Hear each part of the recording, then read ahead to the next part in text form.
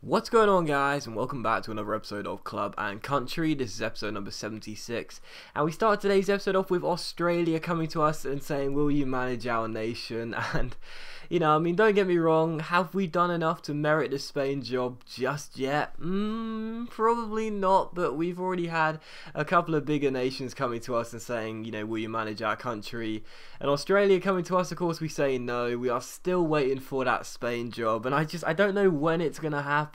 I did say, many episodes ago now, I felt as though this would be the season when we got it. Of course, there's still time left, but I don't know. I'm starting to sense that now we're going to go back down to the nations who aren't as established as some of those 5-star / 4.5-star nations, and of course we are always going to say no until Spain come around. So it's just one of those things really, but we'll have to wait and see. Still, Australia come to us, very nice, but of course we say no.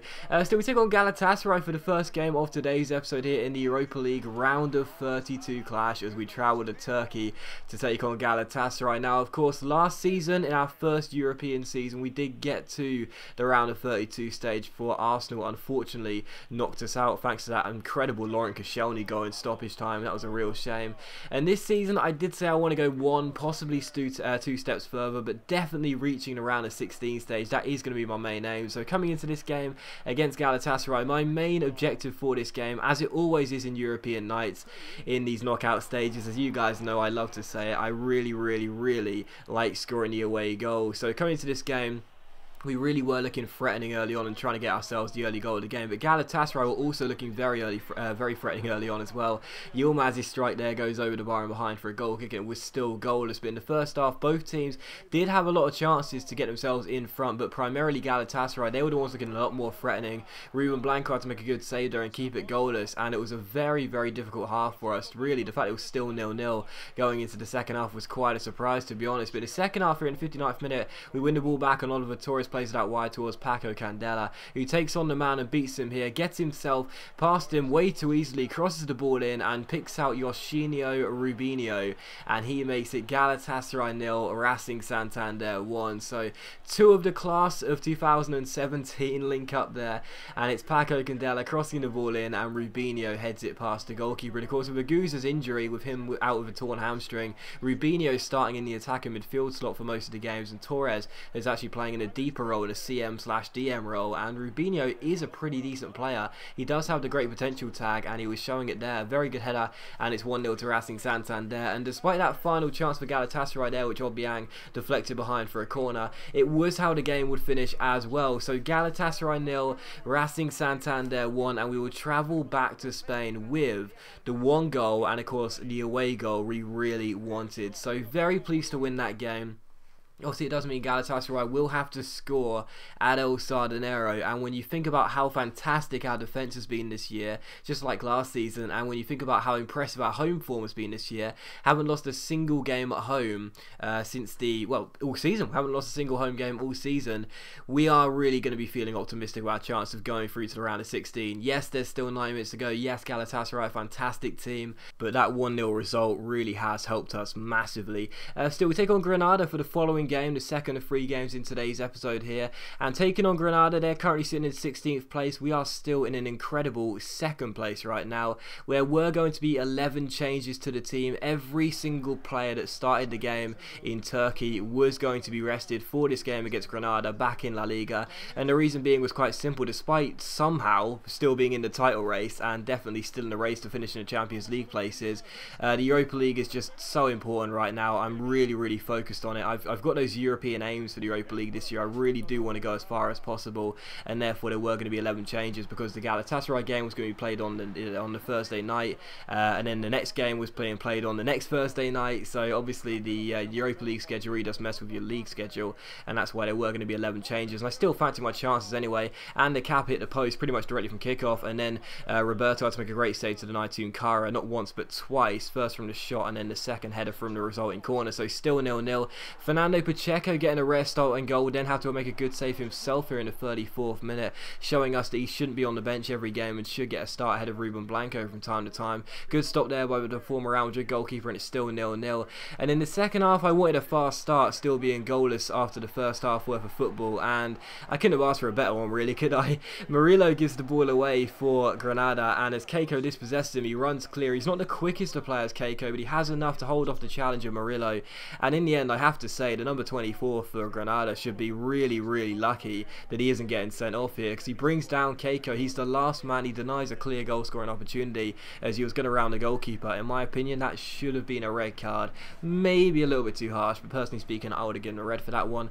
Still, it was a penalty. No one's going to deny that, and Mamadou Tunkara is going to stand up and take it, and a former Lazio striker does score it as well. He makes it Racing Santander 1, Granada 0, and we do take the lead just after the half-time mark. So very, very pleased with that. Tunkara as well. I discussed Perez in the last episode. Tunkara, he's now got his 5th goal in La Liga, and yes, a couple of those have been penalties. Sorry, 6th goal even, and yes, a couple of those have been penalties, but he's been really decent this season as a backup striker. He's done the job whenever we've asked him to. So Racing Santander 1, Granada 0, and we do take the lead. In the 75th minute though, Granada went close with this volley going just over the bar. However, it was how the game would finish. A pretty uneventful second half, but it didn't bother me one bit because we did hold on for the 3 points, get ourselves a nice clean sheet too.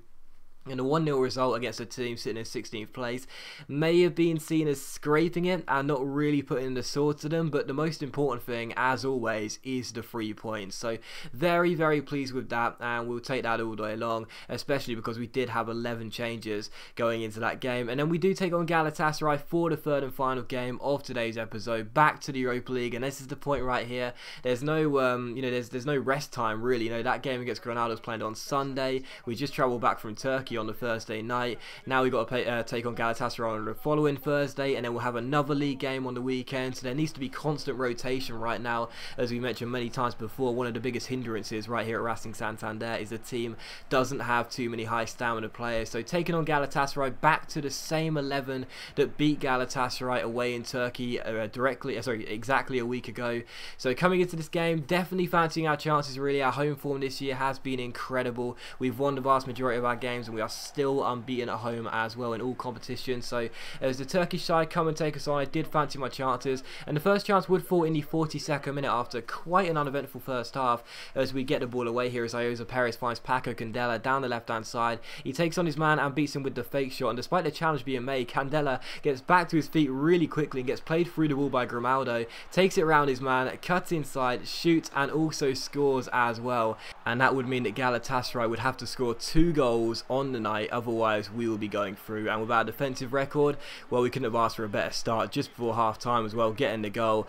And Paco Candela, I've said many times before, this guy is a really, really decent winger. He's got the potential to be special. We discussed him before. He's not the quickest of wingers because we promoted him in May. His physical attributes are most likely going to be locked as well, but I'm telling you, he has got some fantastic stats already at his very young age, and he is going to develop into a monster, I'm sure. And as you'll see, he doesn't just score the goals as well, he does get the assist too, because just like a week ago, it's the same 2 players linking up with the same type of goal. Class of 2017, Paco Candela crossing the ball in, picking out Rubinho with the header, and those 2 once again linking up and scoring again. So Racing Santander 2, Galatasaray 0, and after that goal, the game and the tie was set and done. We were going through to the Europa League round of 16 because Galatasaray would now need to score 3 times on the night, and based on our defensive record this year, that was never going to happen. They did go close there to get themselves back in the game, but the shot did go wide of the post. And in the 80th minute here, Andy Kappa roulettes around his man,